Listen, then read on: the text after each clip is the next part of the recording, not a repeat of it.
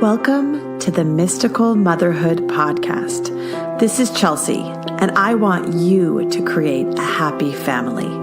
I use my background in Western and Eastern medicine, birth, and ancient yogic practices to help the modern mother learn how to live a healthier life and create conscious children. This is your guide to fertility, conception, pregnancy, birth, postpartum, and the early childhood years. Are you ready to live the life of your dreams?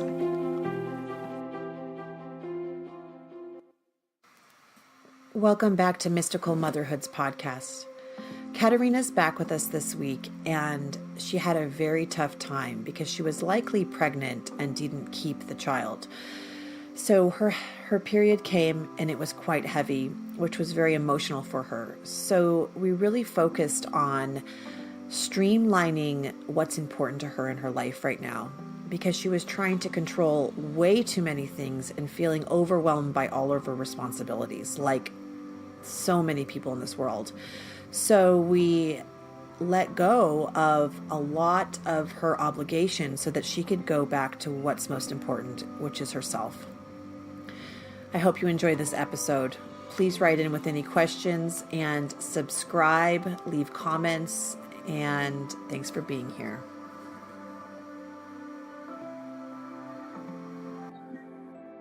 Okay, so when I see you, it's like you're holding a chariot and you've got 3 to 4 reins in your hands, like the old Grecians or the old Romans would do. Right. And there's all these horses, and it's like there's almost like you've got a split, I don't know what there's what some god, I think I've seen it actually in a picture where it's actually like 2 people are running this chariot, but they're connected at the bottom. So it's like your body is as one, but the top, it energetically is split out so you can hold onto all these reins. And so because of this stress of feeling like you were pregnant, other things too, but it almost like triggered that in you, that other side of you that still exists, that shadow side. Does that feel true? Right. That to you? I feel like that's accurate because, like I kind of said, I feel like on the outside, I feel like I'm like together, and I look at all at one piece, but I feel like inside still I have these like moving parts, and I have my mind, and like it's just like I'm trying to keep it together and connect it all, and I just have a feeling it's all like still, and everyone's, every part is in their own little section still. So what's happening when I read you energetically again is that imagine you're walking forward. So you're moving forward in life at a really, really fast pace right now. And so it's almost like your physical body is catching, how people get sick. Sometimes it's because their physical body is catching up with how fast their emotional and spiritual body have been moving. Okay. And so your physical body feels like it's moving in time and space, and it wants a goal so bad, it's almost living in the future of that goal. And so there's that other split off part of you is almost like needing to slow down time because everything is moving so fast. Right. And that's why when we got back from Portugal, I got so sick. Like literally, it's been like a week and a half that is this. You did. I literally had a fever for 2 days. Yes. So that's typically why people get that sick. At least I know when it happens to me, I go through, people can say, oh, you just got sick randomly. No, I didn't, because no one in my house family is sick. And sometimes I'll do such huge spiritual growths. I'll do, something that I can't describe to anybody. It's a rapid change within my body. And then my physical body will, like, my throat will hurt or something will happen. And Yep. I'm not sick. Something's adjusting. So Oftentimes that's how it started with me. Yeah, it's like an adjustment. And like sometimes I'll have my period. Like if it's like sometimes when I do work in the morning meditations with these, which I call the masters, I'll see a vision that I'm like, this is the craziest experience I've ever had. I even have to call someone to explain it to them, and I'll start my period. And Wow. so I know that proves to me that, I mean, bleeding out of the blue, just, that proves to me it's not like just a cold. It is physical changes happen when you are spiritually moving at that fast of a pace. Right. So feel that right now. So feel like that split you're having between the physical body that's moving so quickly, and then the spiritual body. I mean, the spiritual body is moving too, but it doesn't have the constructs of time and space. And Right. the physical body you need to remind it that it doesn't have to do everything it's like it's watching its clock. Right. And Right. it's ticking, like your physical body, that part of you is like looking at the clock and being like, I don't have enough time. I don't have enough time. I don't have enough time. I have this many things to do. And we need to get the emotional, spiritual, and physical body into one, because the chariots are out of control. Yes. So tell me, close your mind's eye. And and anyone who's listening, it's true for all of us, because the world is moving so freaking fast. And when it does that, either we start to go, I have a lot of friends that go too slow, and then they get really depressed, or they go really, really, really, really fast. And in this day and age, it's called the cold depression. And so it's either you're moving too fast and you think you're not depressed, and then you slow down and you realize how depressed you are. But there's got to be some middle ground that you come to, hopefully in the next hour, that, you feel like that you can find it grounded. So what chariots are you holding? If you need to tap your third eye 3 times to tell me, what are the chariots that are running your life right now? Like, like just the physical, like materialistic things, like chariots. Thing that comes to mind right now from the very first things that come out of your head. What are these horses? What are these horses that are running you? Good job. So definitely just work. I will say that. Like just work, family, my relationship, my personal relationship with just like my husband, and, creating a relationship and a bond. And basically, which has been the main topic for me, I think just fertility and just children and pregnancy. Okay. So because That's actually the number one, I think. so let's say, number one is fertility right now. Right. So before in our last conversations, we've talked about so many parts of your life. So your home life, and we've talked about your work life. We talked about your relationship with your mom, and all of these things are really, really important to understand before you become pregnant. But if that's what you want to become pregnant, and you don't want to have all that set up first, it's like you need to just come to some sort of, which is what you kind of did the last time we spoke, is you started to make your office, like actually move into your office. And that actually speaks to where you are right now.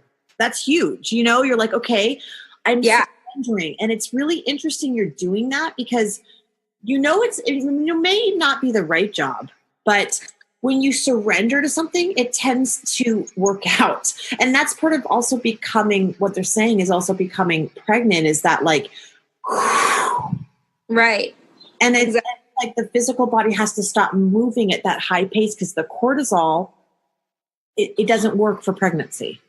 No, exactly. And it does not work. And then literally, I feel like from the moment we started, and the first topic was my relationship with my mother. And it's funny enough, it switched, and it's become more, obviously I know my mother is my mother, and she will never change. And I know that, but I see it from a different aspect. And the one thing you said to me was basically, when your mother does trigger you or say something, just react to it as like, you can't, it's okay. I understand where you are and why you're saying that. And I just kind of like laugh it off and brush it off at this point. And from me doing that a couple times, literally our relationship has changed. Yeah. She literally like right.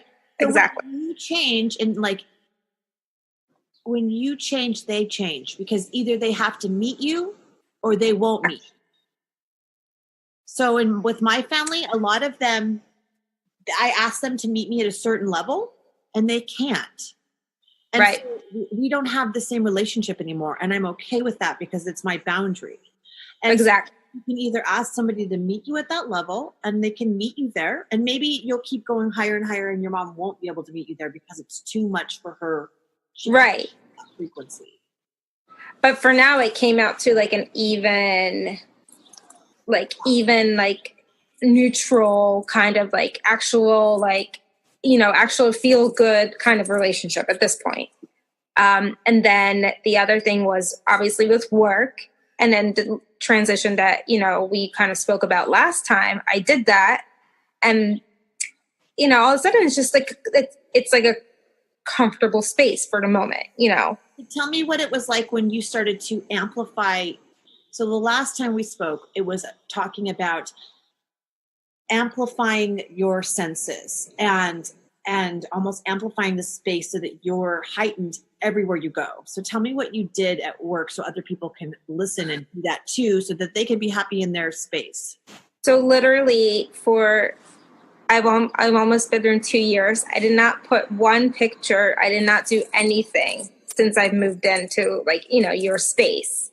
And that's when that, like, the negativity and the nauseousness and the horrible, like, feeling of going into work. So slowly I started one day, you know, after our conversation, and then, like, it all clicked. I brought in, you know, my personal pictures that make me happy from my home, since this is my sanctuary. Mm-hmm. So I kind of, you know, protected it, you know, blessed it as much as I could, brought in pictures, brought in flowers, fresh flowers on the desk. Mm-hmm. And just with those little things and touches, and then like other little figurines that, you know, mean something to me from the house, it just made it almost made it like a more of a softer, enjoyable, like kind of more protected space. Like that, I guess that crunch of like worry that you go into the office every day and you just feel tight, it all loosened up. Yeah, that's good. Right. And that's really, really, really good. And it feels like when you do that, it comes into balance. And I felt that. Yeah. I did. I felt more just like, at this point, I'm at ease with it. So it's like you need to take, which is what the first vision they gave me, the chopping block. It's like, because you need to start to streamline what you allow in your life and what you don't allow. And it's like we need to really talk about boundaries. Right. Of where you end and where another person begins. And and you have to do this, like, there's something called, and this isn't getting way out there, but the blue ocean effect. So you have to, sometimes when you're creating something, like I'm creating a book right now. And so I would never compare my work or my journey to anyone else's journey. If I do, I get into their artwork, right? Right. And so your fertility journey is that same process. And sometimes you need to just be almost like streamline it so much and be so in your own connection to heaven, and they're saying heaven and earth, that it just becomes a complete abundance. Does that make sense to you when we're saying that? Like, yeah, it does. We're allowing, there's so many people, like, because you also come from, I don't know if it's cultural, what they're showing me, but cultural, or you're living in where you're living and your family, but it's like there's still the underlying feeling of, what are they going to think if this doesn't happen, what are they going to think of me? Yeah. And I feel like that was that when we started, that was bad with me, because it triggered me and I could break down and cry. You know, if you just said something to me about it, especially family and friends. And then especially, of course, you know, social media. I feel like from then till now, I'm getting there where I'm just like, it's getting to a better place. But I think it's still like this little bit back in there still. Like it creeps up to, it creeps up to me. Yeah. This week was really all about everything. Like, it was like, sometimes when you move so far and you're doing so well and you're changing so much, the world will bring something in again to shake you up and be like, hey, did you change? Yeah. And this week, really the chariots, the way you're trying to like control all these things in your life is also a representation of your mother. And the way that you were raised. I mean, what they're saying is like the feeling that you had this week or with recently or right now, it almost is the same feeling you had sometimes growing up with your mom, or something. There is something about that. Either you saw her doing the same thing, or this is the emotions you get around her, something like that. Does that feel true when we say that? Yeah, it does feel true. Okay, so when was the time in your life? I see you in a kitchen and your mom, it's almost like neurotic behavior around dishes or something. It's always in the kitchen. It's always in the kitchen. Okay. It's even now. It's I can picture it because I see it too. We have friends over, and this was back in Ukraine, and it's like she would like ask for help, but then I would just be in the way all the time, and then she just neurotic, right? You're like, she's just like worrying about nothing, like over exaggerating, and of course, like making me feel like, like I can't do anything. And then basically I'm just like, I try to help, but then she doesn't want it. And then I feel like I just, obviously you're doing something wrong. This is so much what's going on in your life. I mean, probably what your partner's doing. I'm trying to help, but there's nothing I can do, right? And then maybe your friends, I'm trying to help, but there's nothing I can do. And then you're feeling that thing. I'm trying to do everything, but there's nothing I can do. Yes. Okay. Close 100%. create the glass jar right in front of you right now.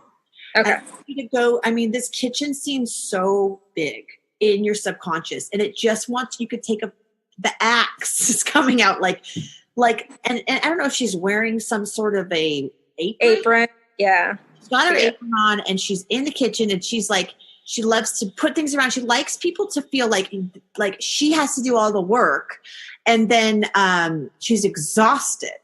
She likes the victimhood of it. She loves it.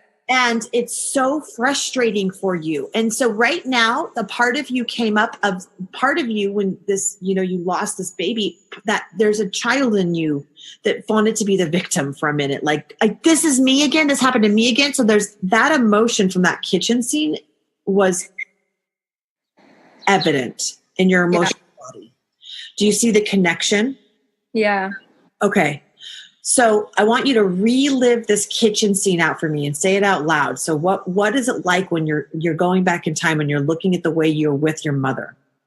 I'm like scared. Like I feel guilt. Like I feel like shamed and guilty, and like so like I just want to curl up in a ball. Because I don't know what I'm doing wrong. And it's like, and basically I'm just kind of like. I'm physically there, but I'm kind of like frozen, And I see you at the table, and you don't have anyone around you to protect you. No. That little girl, I mean, and it's the exact same thing that's happening to you now. So you just said these words. It was like there was nothing I can do. Right. And like you just possibly were pregnant, most likely was pregnant, and you lost the child, or the possibility of the cell growth, right? We'll not even call it, but, and it's like that same feeling, it slipped through your fingers. There's nothing you can do, and you just want to crawl up into a little ball. I want you to feel that with that subconscious feeling, because you're not fully understanding the connection that you felt this before. Do you see that?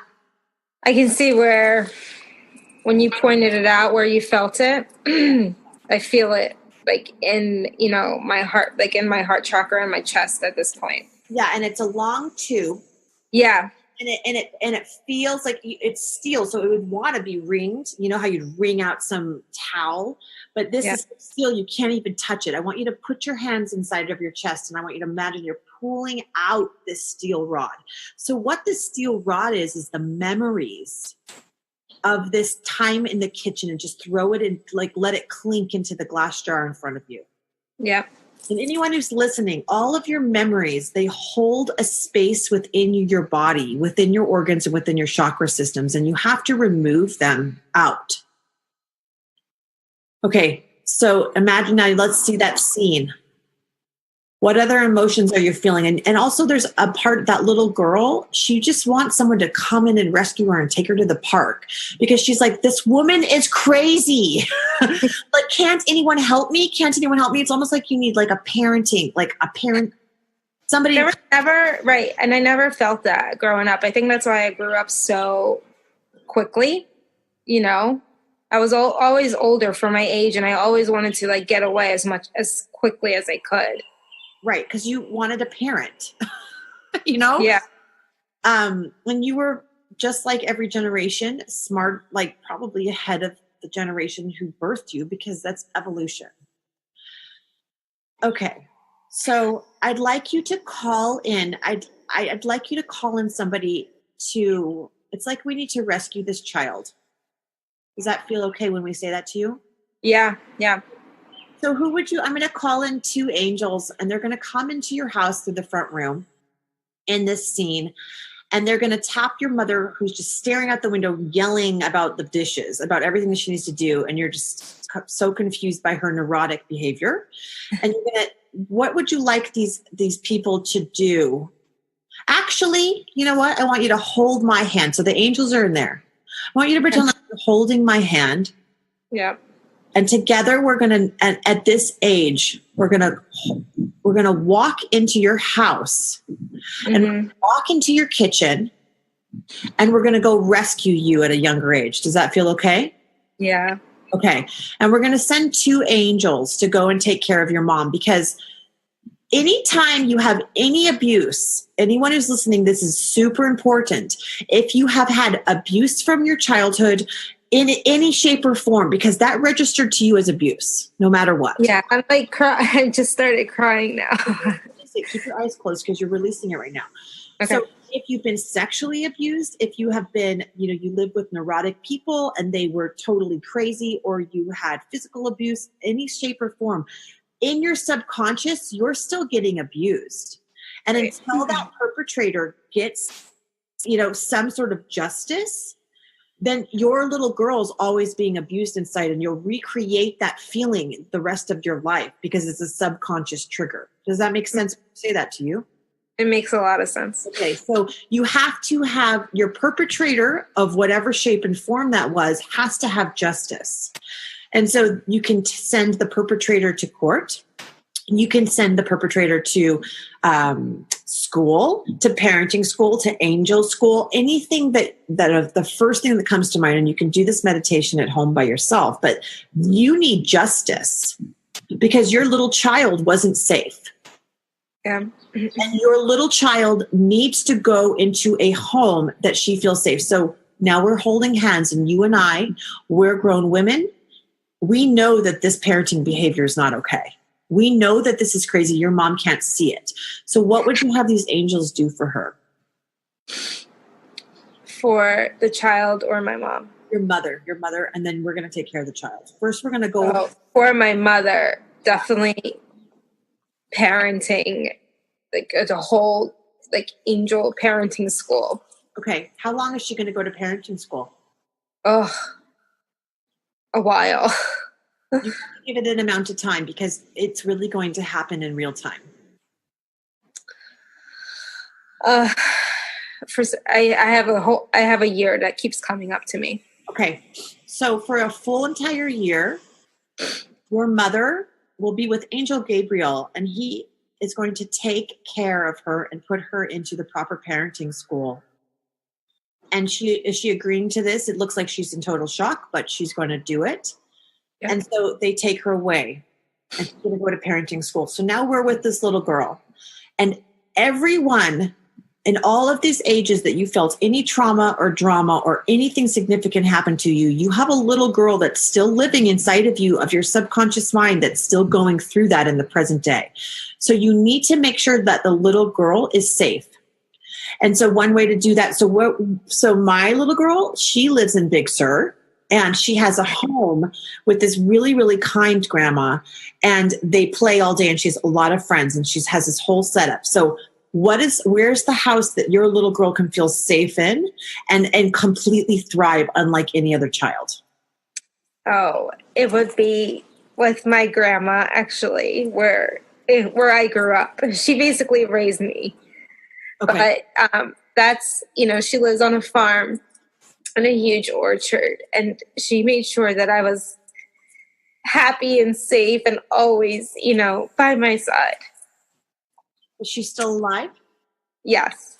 Okay, what's her name? Oh, you don't have to say her name, so we would keep privacy. But okay, so your little girl, when you're feeling like what happened this week, you're going to immediately be like, I am being triggered. Where did this come from? I've done this before. I don't have to do this again. So you go back to that place, and you have to do it for the full year this year. Like you have to work with the little girl. And so she has to feel safe constantly, which will make you feel safe. And it's so important. It sounds like, oh, that's fluffy. It's not fluffy. It's really practical, because and in order to be a good mother, you have to know how to mother yourself.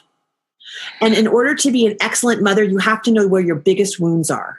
And you have to know how to mother that little girl inside of you, because I guarantee when you're pregnant or when you have a baby, however this baby comes into your life, you're going to be a better mother because you know how to mother yourself.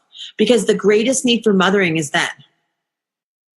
Like the time you need a mother is when you become a mother. Right. Like unheard of. And if you don't have a mother that's a good mother to help you, it triggers everything of your deepest, darkest demon hour. You have it set up that you know all the wounds of your mother and you know all your own wounds. You've got it. You're fine. You're not going to collapse through motherhood. You're going to be like, I know what it was like. I'm not going to be like that. But I also know how to take care of myself because I've healed that little girl.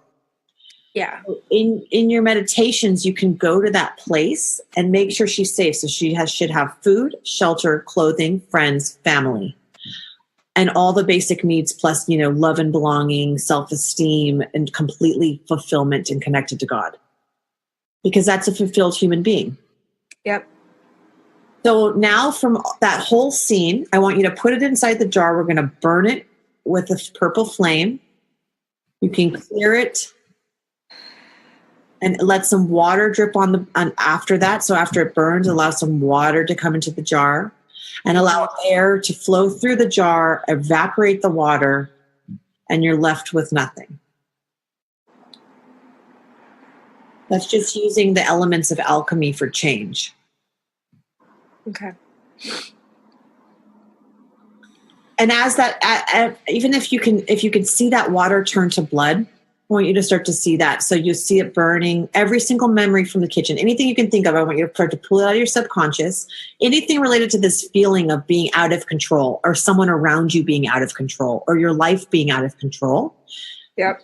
In this experience yesterday of feeling like you were cramping, that you probably were pregnant, or that you did conceive. Right. I want you to pull that out of your womb gently and place it in the jar, and all the hopes and dreams of what that was, and allow it to be burned too. And then the fire comes in, and then the water, after it's completely burned, allow the water to come into the jar. Okay. And then I want you to watch the water turn to blood, like your DNA is changing. And then allow the wind to come in to sweep the blood up. And then I want you to see a little cube left in the jar from the salt from that's left over from the blood. And then allow that cube, it's clear, and I want you to put it into your uterus. Okay.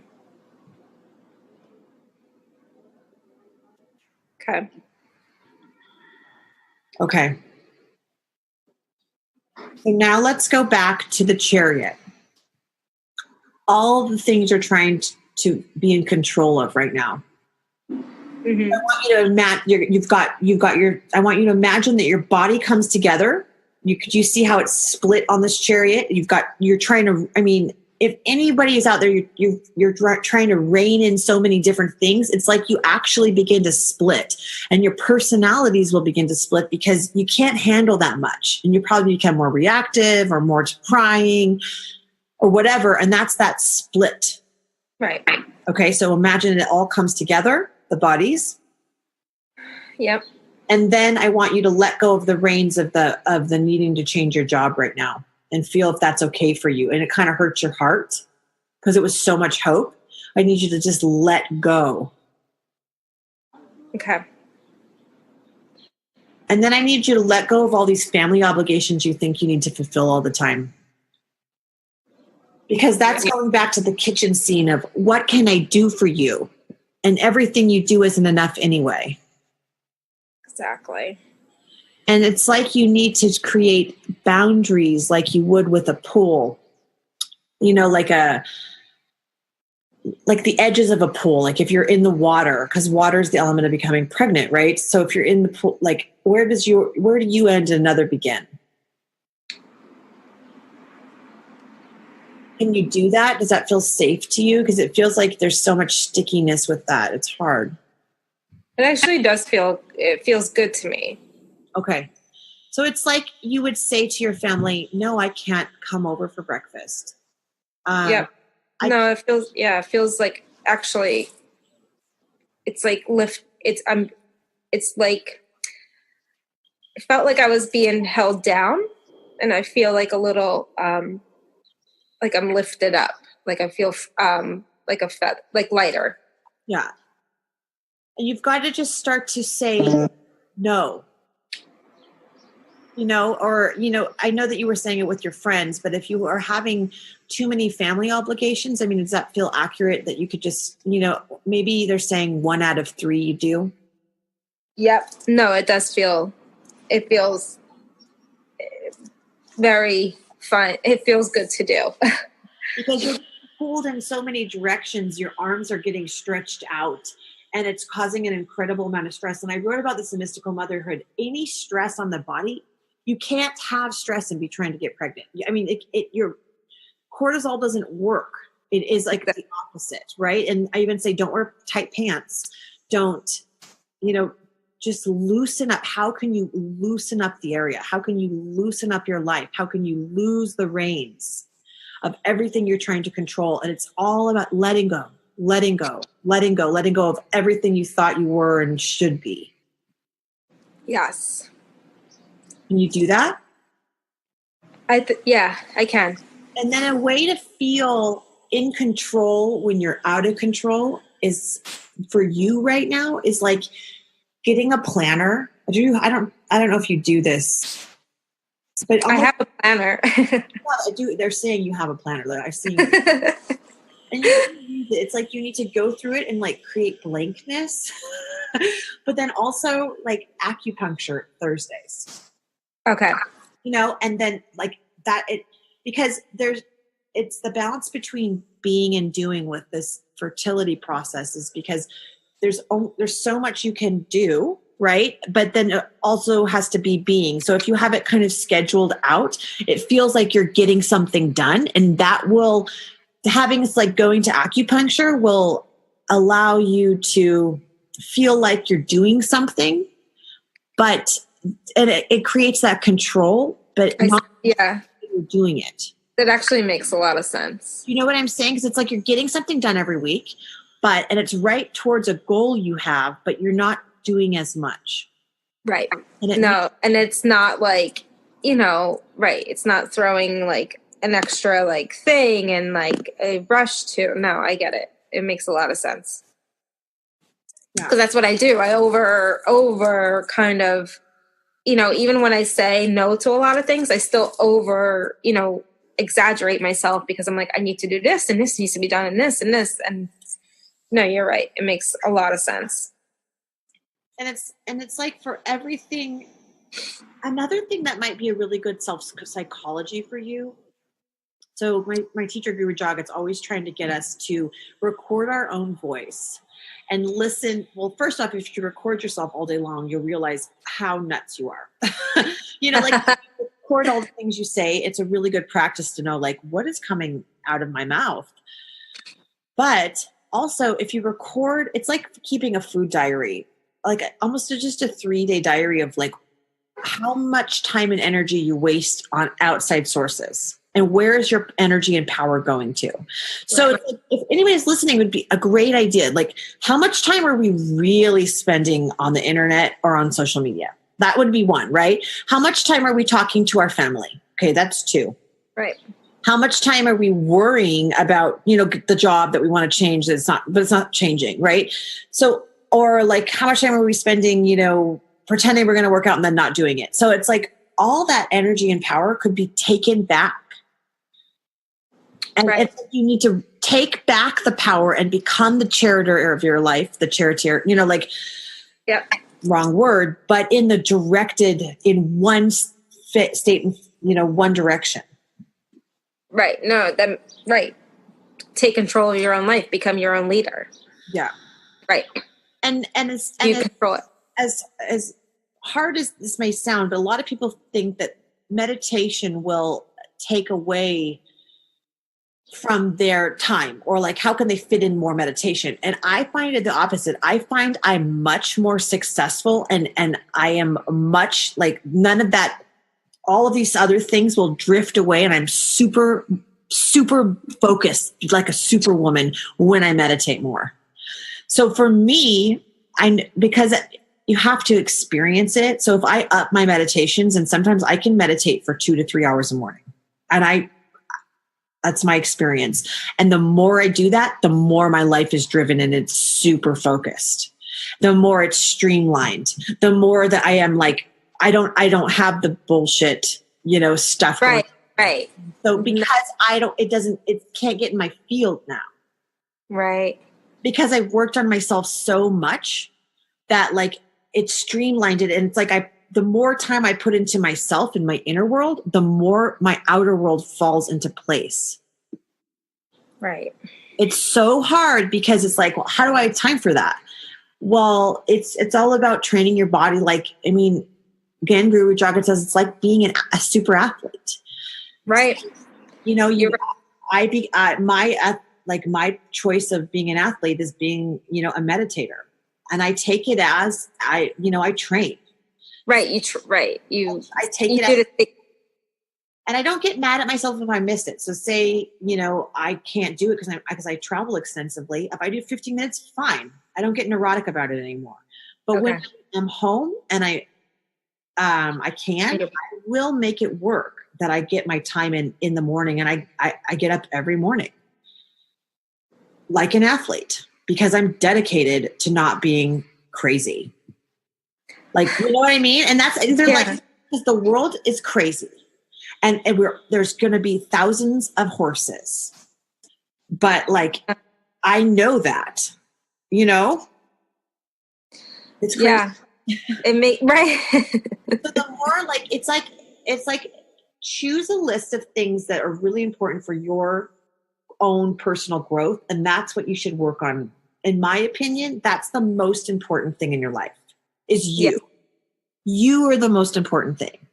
And when you're good, everybody else is good. You can't be happy by making everybody happy. Yes. I think I have to, it's like sometimes that, but as much as you work on yourself and do it, and I think sometimes it slips away.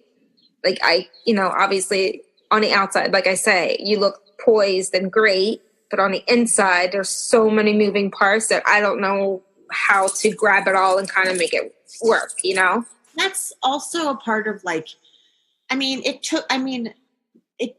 I'm not even there yet either. There's still moving parts. There's always gonna be moving parts, but like from where I was 7 years ago to where I am now, right. It took me, I had like 25 moving parts, and now I probably have like 5, and so, but it takes like a full-on dedication to just switching yourself. And you know what meditation really, really helped me, and you have to choose all these things for yourself, is the Jupiter chakra meditation.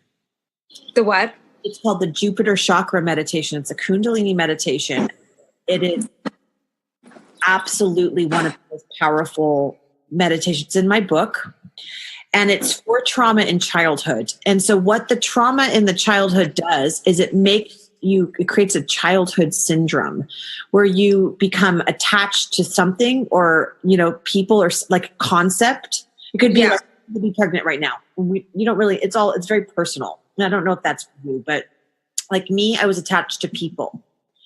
And so what it did is it just, all that was gone. And it's really hard in the beginning because it brings up all of these scary memories.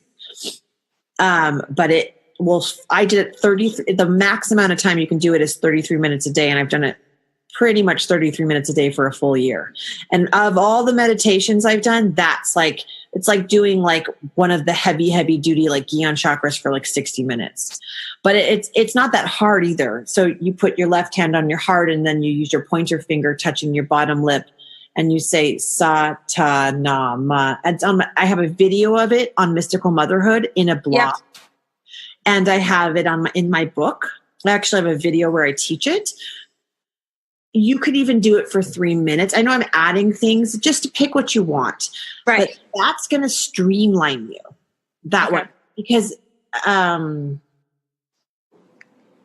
it's going to streamline you. And with meditation, pick one that you, it's better to have one that you just really, really get into and keep doing it and because Hari Jewin said this to me. He's like, well, what are you doing right now? And I was doing like all these meditations. I was like, I'm doing this one and this one and this one. He's like, well, that's what I feel like I'm at. Like every time I read another portion of the book, which I'm like, at this point, I'm almost done. And I'm like, oh, that's a good one to do now. Oh, that's a good one to do now. Oh, and I'm like, I don't know which one to do anymore. So what happens is it becomes just like the chariots. Like there's so many things in life and I want to do them all. And it's like you want, and he put it really, he's like, you're not going to be, he's like, you're going to still be crazy unless you go deep. And it really triggered something. He's like, nothing can be attracted to you and you can't you can't even create your destiny when your subconscious is so full. Go deep into that one thing and stick with that. And I was doing Sudarshan Kriya. He's like, do Sudarshan Kriya. I had already done it for like a long time. I think like 2 years for like 11 minutes. And that's all I could do because it was so intense. But he was like, do 22. He's like, do 60 minutes of Sudarshan Kriya, which I couldn't do. But I encourage you to, it's like streamline to what one you can do and maybe one more. That's it.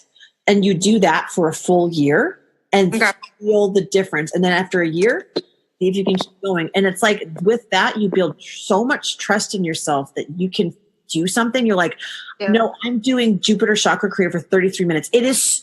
Will destroy within 6 months, you'll be a different person. It's so powerful. Do you recommend that one? I recommend that one if you feel like you have a lot of unhealed childhood trauma. And that's a personal thing. Read the description of it. Yeah. It's very hard to do in the beginning because you will have nightmares. You will want to scream. It will feel like you're being ripped open. It's like, oh, these things work. And and you'll trip out. You'll go back in time. I did. I was all over the place. And then like after 6 months, I was like, oh, okay. So now I kind of plan my day out, but while I'm doing it, but I'm still doing it. Okay. It's a really good one. But if you want to just, you could do that one for 22 minutes and then one more for 11 minutes. If you could do that every day, 33 minutes and dedicate, I do this every day. And if you can't do it every day, then you do it for 3 and 3. Okay. Then you still keep that trust in you. Right. And that's how you keep it going. All right. But like a minimum of 33 minutes of meditation in this time, day and age is invaluable to your day. Right. And what you can handle and the more you can handle. Because the more you can go inside yourself, the more the world will come around you and be better. And I promise you. Okay. It's really hard and it takes dedication and it takes a lot of grit, but it's worth it. Okay. But don't think of it like you're adding more to your list. It's like, take a list of everything you're doing, cross off everything that's not necessary. Like, does this do everything you're doing? And I mean, like, going to the wrong grocery store, like anything you do during the day, you'd be like, did I need to do that? No. Did I need to do this? No, because it's a balance between the doing and the being. And then maybe if you can't do 2 meditations, pick one. Even if you can only do 11 minutes, do that. But just stick with it. No, I mean, it makes a lot of sense. Yeah. And you'll know, take a few days to let all of this sink in. And you're going to come back into the mode, like, centered. Because you're just trying to do too many. And I'm not trying to add more things for you to do. I'm just trying to let you think, what is going to make me move forward? And going internal will. And also, working on the fertility, acupuncture is that. Right. No, I mean, that's definitely how I felt. Like, I was just putting my hands on everything that I learned and saw. And like, I was trying to apply each little thing, and it was just getting out of control for me. Yeah, don't do that. You pick one, stick with it. No. Okay. That really, I feel like that it's like a relief. No, well, this session is a relief. I feel so much better. Yeah, you will feel better. I feel a lot better.